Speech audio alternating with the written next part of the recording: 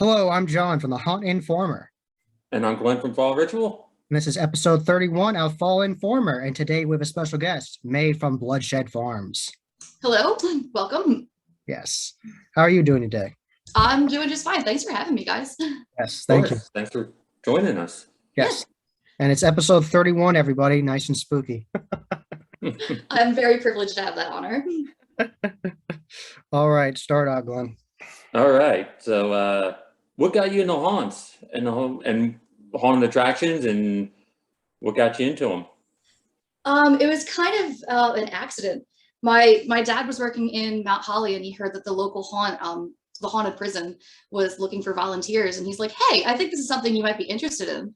So he let me know about it, and I found their MySpace page because this was in 2007. So I sent this like really well worded like application letter to Jim Reed, like giving all of my qualifications that I didn't really have qualifications yet, but I was like, I'm so excited for this. And then he sent back a message like, "K, meet at prison 7 p.m. And I was like, does that mean I got the spot? So it was 2007 at the haunted prison in Mount Holly is where I first started and haven't stopped since. So you had no prior experience, like going through haunts or any haunt. Have you been to haunts before that? Like I had been to like Eastern State, and I've done like a Fright Fest at Six Flags. But no, I was still really, really new to it. I mean, I always loved horror movies. I loved everything like scary and creepy. And I loved going to Six Flags and like screaming on the roller coasters and like scaring the other people on the ride with me. But no, never even thought about working at a haunt. I didn't know that was a thing. Okay. Interesting. so you've been at Bloodshed since 2007, you said. Well, since with the prison since 2007. My last year at the prison was 2013, and they switched over to Bloodshed. I did miss the first 2 years at Bloodshed, but I've been with them at the Bloodshed location since 2017, I believe it was. Okay. Long time. Yeah. Yes. 15 years now. Wow. Awesome. And you even have a Bloodshed Farms t-shirt on today. Of course, this is our Fright Club shirt. Nice. That's awesome. I never seen that shirt. It's exclusive to the haunters. Mm-hmm. Nice. Not to talk to Jim about that. we could probably swing one your way. All right. I like the work shirts you guys have. I think that was a prison one. Yeah. It actually looked like a button-up work shirt and had, I think it has your names on it and stuff like that. I know Grin has one. Only certain people got those. I didn't get one of those. Okay. Yeah, those look awesome. But yeah, that's a cool shirt. All right. So I'm ready to bring up some fun memories for you. So I'm going to ask you, what have been some of your favorite scares you've gotten from both the prison and at Bloodshed Farms? You don't have to narrow down to just one. You can talk about multiple. That's like, how do I just pick one? I think one of the coolest things I did at the prison is, it was actually my last year there, 2013. We made like a freak show. So Okay. I was in this hallway that had draped like white and black fabric and ropes hanging down to make it look like you were entering into like a circus tent. Okay. So I was playing kind of the ringleader of this freak show. And I accidentally invented an illusion swing. So I was messing around with the ropes and I was swinging on the ropes, and I never know what I'm going to be doing until like the first group comes through. So you can always just make it up as you go. Okay. So I ended up finding out I could loop the ropes underneath me and make a swing. So I could hold myself up, and as they're walking into the room, I'm like actually swinging like towards their face, and I'd drop the ropes and I would just drop down and the ropes would fall away into the shadows and disappear. So everyone would be like, "Where did the swing go?"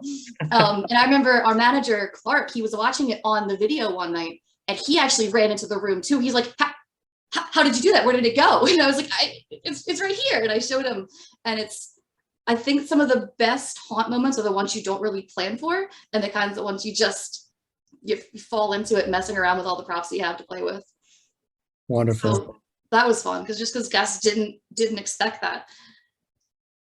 Cool. And then for Bloodshed, probably the coolest thing I've done there is when they did the camper escape room. Are you guys familiar with that attraction there? I heard about it, yes.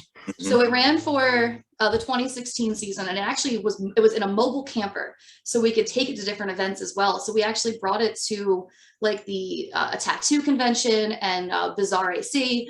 So it was a 15-minute escape room in this like rundown camper that was supposedly belonging to like some homicidal maniac out in the woods. So it's for groups of 6, and they'd come through, and it was a fully immersive, like terrifying experience. And what people didn't know is that I was actually hiding in the camper with them. So I was in the 3rd room all the way in the back. So by the time they got to me, they'd already been in there for 5 minutes trying to figure out this escape room. And I have video cameras so I can watch them. So as soon as they get to my room, it's my job to like try and keep them on pace to solve the escape room. So I'd give them clues, but I'm also scaring the living hell out of them the entire time as well. Because when they first find me, I'm behind this trapdoor thing, and they would like open that door and fly back screaming. I mean, all the way to the front of the camper, because no one expected there to be an actual actor in there to scream in their face when they opened that door. To this day, absolutely the best scares because it was so unexpected. That was just so much fun to play in there. Yes, that's wonderful. Oh man, was there any particular character you made for it? Did you have a name for it or anything? Or if it's That one, I was playing just general victim, and depending on the group, I would change up like a little bit of the character each time. So sometimes, was I the victim? Was I the killer? So that was up to the group to decide. So I always kind of left it ambiguous, so people didn't really know. Should they help me? Nice. 2020, you guys switched to the Drive-Thru event. Yes. You did it for 2020, 2021. How was that adjusting to it? Because I know, I've talked to Grin, I've talked to other. It's very hard to adjust when it's this constant flow of people. There's no break. So how did you adjust to that? I don't even think I have adjusted to it, to be honest. I mean, it is so different from the type of haunting that you do when you have like the trails and you're close to people, and you could do like those little nuanced scares. And I love to like be in a dark, shadowy corner and like slink into the middle of your group and hold your hand, and no one knows that it's an actor. Like I like those little subtle freakouts, and you can't do that with a car. Like no one. When we first heard about it, like how are we going to scare like vehicles as they're coming through, because it adds that extra layer of like safety and security. Like how do we break that comfort zone of like you're in your own personal vehicle, you're safe, you're behind your locked doors. Yeah. So it was absolutely a learning curve to figure out how to get inside the car like mentally. And it's really just a lot of eye contact, because for the first year, we couldn't even have windows down. So a lot of our lines, we couldn't even really talk to people to give them the story. So it was all just body language and watching reactions inside the car and trying to pop up from whenever we can. But honestly, we are all still learning it. But I was just really thankful for 2020 that we ran. So it didn't matter that it was different, didn't matter that it was harder. It was just, we were in a haunt that was open. And Yes. yeah. Because I know last year restrictions eased up and you guys were actually allowed to get into a car. You got into our car when I went through. Certain people were allowed to get into cars. How was that? I mean, that got to be, you're literally getting into a moving car. Yeah. So that was a nice adjustment to 2021, is that they were allowed to have their windows down, so they could actually hear us. We did the pickup truck night, so people got to run through in the back of their pickup truck. So having just that much more exposure just gave us so much more to play off of. So last year was certainly much easier. And my character, I was playing like a campsite murder victim of sorts, of a hitchhiker. There's something out in the corn and I don't want to be out here with it. So it was my job to try and convince people to let me into their cars. Like, I'm scared, I'm screaming, like, get me in. And if they had that upgraded puck where that allows you to like give them a more immersive experience, I was allowed to try and get into their vehicle, which that's how you break the fourth wall, and that's how you get the scare, because I mean you're inside their car and nobody expected that. That actually gave me one of the best scares of my entire haunt career. Oh yeah? I made someone pee someone else's pants. So it's this little the front seat, the passenger seat, and like a back bucket seats for like a hatchback, a little like SUV that's coming through. Family of 4, mom's driving, dad's in the passenger seat, and 2 kids in the back seat. And I'm able to open up that back passenger seat, and I get inside, and the kid that was sitting there ends up like freezing up, and he like crab crawls backwards into his mom's driver's seat. So he's now between his mom and the back of her seat. And he's so scared, and he's screaming, and he's like, I'm gonna pee. And everybody's like, no, don't do it. And he's like, I'm peeing. And his mom's like, oh my God, you're peeing. And the whole seat just filled up with pee. So he actually soaked his mom's pants, and they made him sit in the back of the car for the rest of the ride. And I had to just slowly remove myself from the vehicle, because that's the closest I've ever come to breaking character from laughter. Because the whole car is just screaming and cursing, and the kids crying, and I was like, I just made someone pee someone else's pants. Like, so that's a crowning moment to me as a haunter. That's crazy.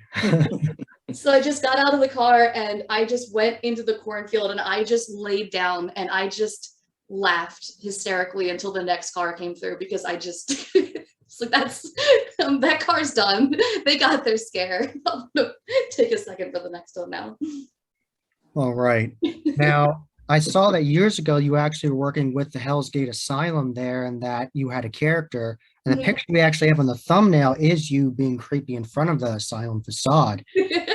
And I'm curious, would you be like a lurker outside, like getting people prepped, or would you like go in and then go out? Like what was your like Everything. Everything? So that year I was actually the manager of the asylum. Oh, So okay. mostly I didn't have a designated spot in the attraction. I was a rover. So I'd be checking in on all the actors and our ticket takers, make sure everything's okay, making sure the pacing's going fine. So, but I stayed in character for all of that. So I was like the head nurse of that asylum. So I was checking in on all of my, my employees essentially. But just, that was probably one of the most fun characters to play as well. So her name was Dr. Evie Serrate, as a play on eviscerate, because I like to do puns with all of my characters. Nice. Well, you had a great lobotomy story too. That Thank you. Were telling.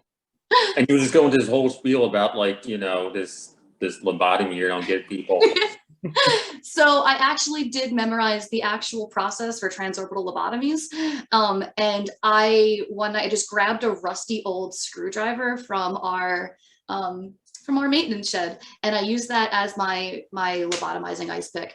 And I would go through the line as people are waiting, and I would just pick out a victim, and I would make eye contact with them from across the way, and I would just beeline towards them, ignoring everyone else around me, like diving underneath of like the ropes and the barriers until I get right into their face. And I literally would put the screwdriver right against like the bridge of their nose, right inside their eye socket, and I would just tap it there. And I would explain to all of their friends like the lobotomy process as I like tap into their skull, and like how deep the screwdriver is going to go, and I'm making all the sound effects. And I mean, it's terrifying. There's this crazy person in your face with an actual rusty metal screwdriver. So people were, that was fear. It was fun. Definitely genuine fear. Yeah. Wow. Now, how many characters do you think you played over your vast? I have played a different character every single year, and sometimes multiple characters per season. So I always kind of like to just fill in wherever they need somebody. Okay. So I mean, at least a solid 15 characters, because it's been 15 years. So nice. So you're not you're not just like one character. You're like, I Nope. only want to be that. You can just be anything. Okay, Every year something different. nice. So you've been like a clown, you've been a victim, a killer, everything. Yep. Okay, nice. Is there a character like you want to play? Like you have like some in mind, like down the road, like, I haven't done this type of character. Is that No, like you have a character in mind for this year? we are still in the works of discussing this year. I was actually just talking to Jim yesterday about it. I know we do have a new scene that's coming. It's gonna be like a haunted fisherman's wharf. So I always love like nautical themed things. Like I love like piracy and so maybe in that scene this year, maybe not, who knows, but that's something fun. But no, I never really know what I'm gonna play until like maybe a month or two before the season starts when I gotta start putting a costume together. Nice. So do you normally have makeup for your character or do you like working with masks? Because I know some people are like back and forth with that. I wore a mask one night, and it was because I had like I was coming right from school, so I was going to be there late. I didn't have time for makeup, and I'd also already lost my voice. So one night I wore a mask. I hated it. I do my own makeup every other night. Okay. How long does that process normally take for you? Because I've heard some people said it takes like 2 hours to do their makeup, so that's insane. I've depending on which kind of character I'm playing, I usually try and do actually pretty simplistic makeups, like just the whatever the base amount that I need to portray the character that I'm trying to do. So like last year, I could do my makeup in 10-15 minutes. Nope. And then the bloodening, what I call it, because all of my characters end up having some manner of blood. That's a whole nightly ritual. That's at least a solid 5 minutes of just applying blood. Nice. I saw in documentaries years ago was one haunt where they get all the makeup done and they literally had an area where it's kind of like the kill room from Dexter, where they had a fence, metal fence, and then they had the tarp on it, and they would literally just squirt somebody with a squirt bottle of blood on their face and let it just go down. Yep. So, We used to do that in the prison, like the old historic prison, until we got blood on the walls, and then we weren't no. allowed to have blood inside the building anymore. But like last year at the haunt, we would form like a little circle, and we called it the bloodening, and we would just take handfuls of blood and throw it at each other. I typically have like a water bottle that I've mixed with blood and chocolate sauce. That's my little secret, because most of the fake blood will dry with a little bit of that pink tint to it, but if you mix it with chocolate sauce, it dries a little bit darker, a little more natural looking, and it tastes better when you get it in your mouth. So, because I usually will pour it over my head, and it just drips down my face, and it becomes a whole mess of a thing. Nice. It's kind of psycho-esque. Yeah, absolutely. Yeah. However, the blood would naturally like form. So if like I have a head injury, I'm gonna pour it there, so it's gonna drip down as if that was coming from the actual head injury. Yes. Nice. Speaking of blood, back when you guys used to be able to do the actual bloodshed, like the little shed and everything, have you ever gotten in there? Have you ever did it? Yes. I think I've been in the bloodshed twice. I think one night it was like a slower night, and they wanted, like, I went in there as as an actor to kind of drum up attention towards it. But I think the best experience I ever had in the bloodshed was actually at the Bizarre AC horror convention, where we actually had the whole bloodshed set up in the convention center. And Carnage, I'm sure you know him, Yes. Yeah, giant clown. Yes. I actually had a booth at the convention for my paranormal team. So I wasn't there with the haunt, I was there with my paranormal team.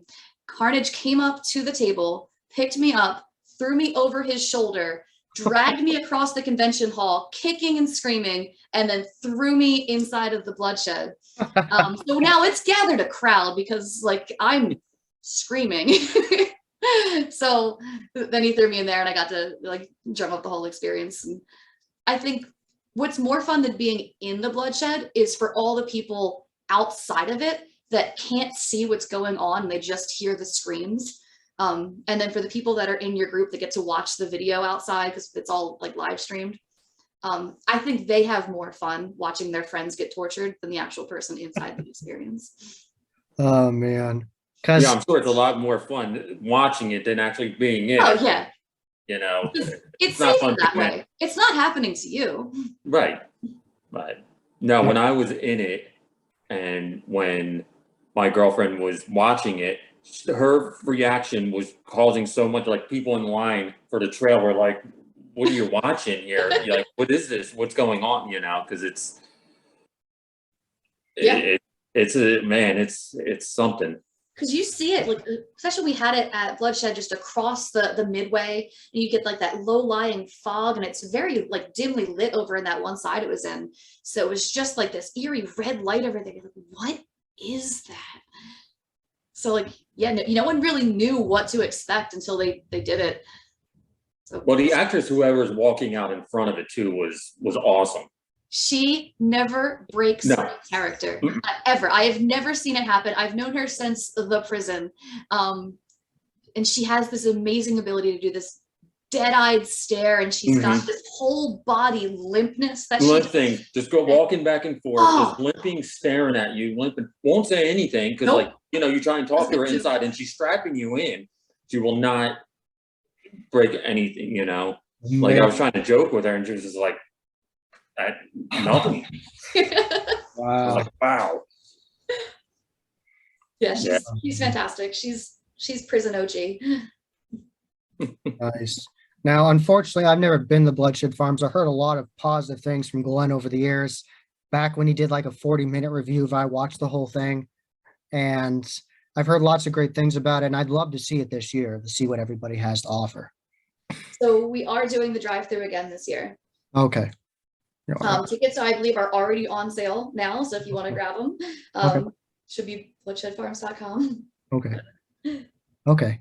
Because recently I saw sometimes companies like share marketing for people if they do it.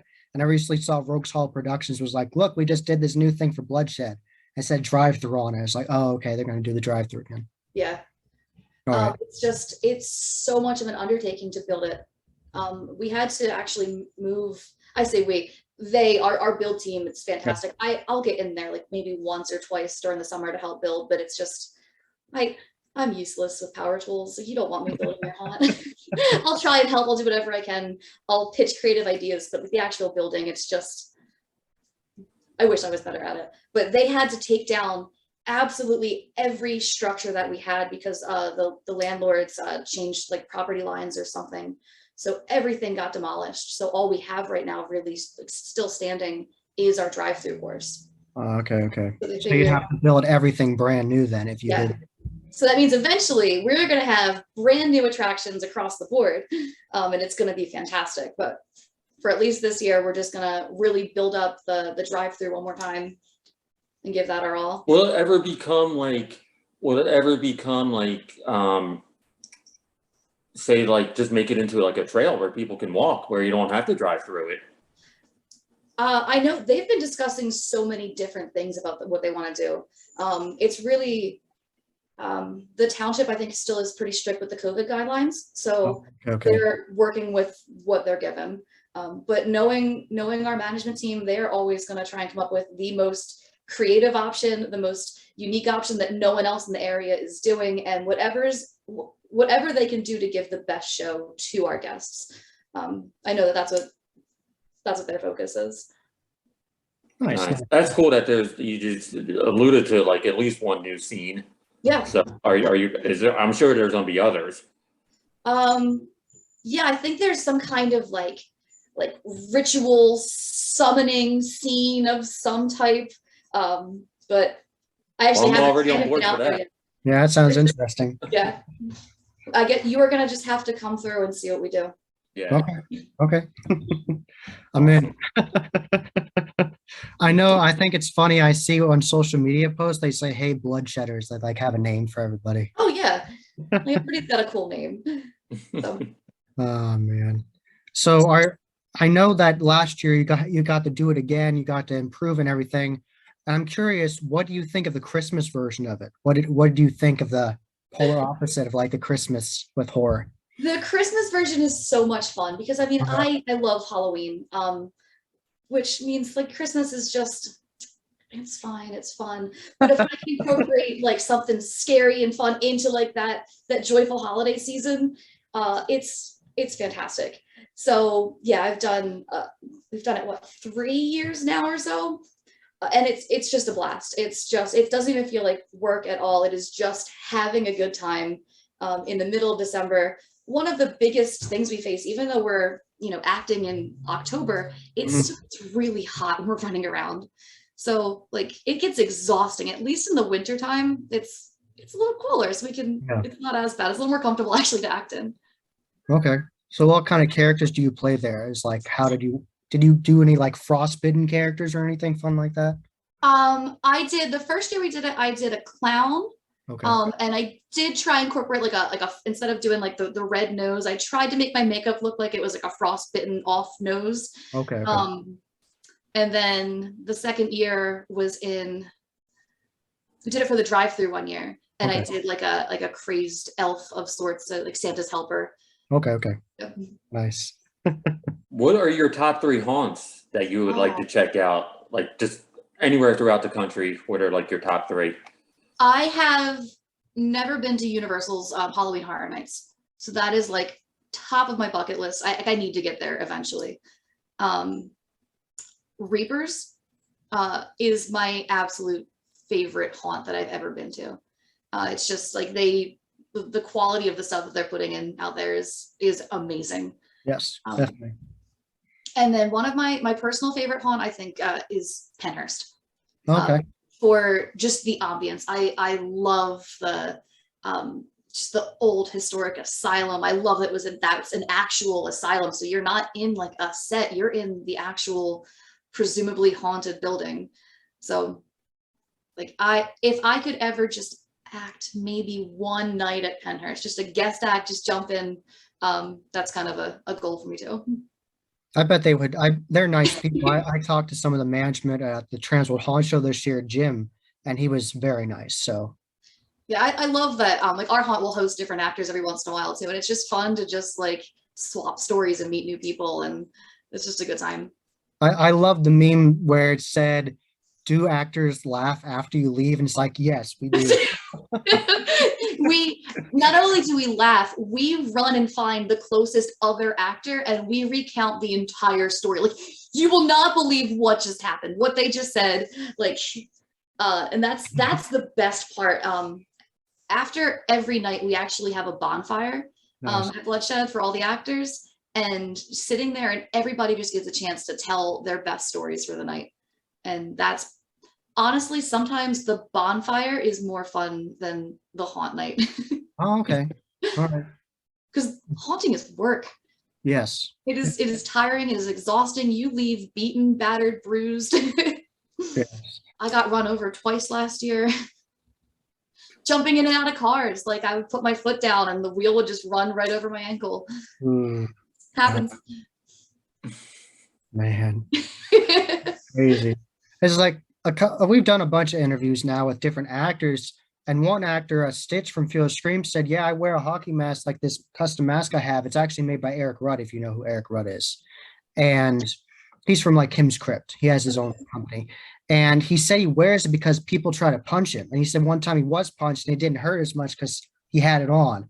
And I didn't even think about that. Like, I know some people can be insane, but like, really, you don't have to punch somebody. But Oh yeah, that's a standard occurrence. Unfortunately, it's just one of like the risks that we encounter.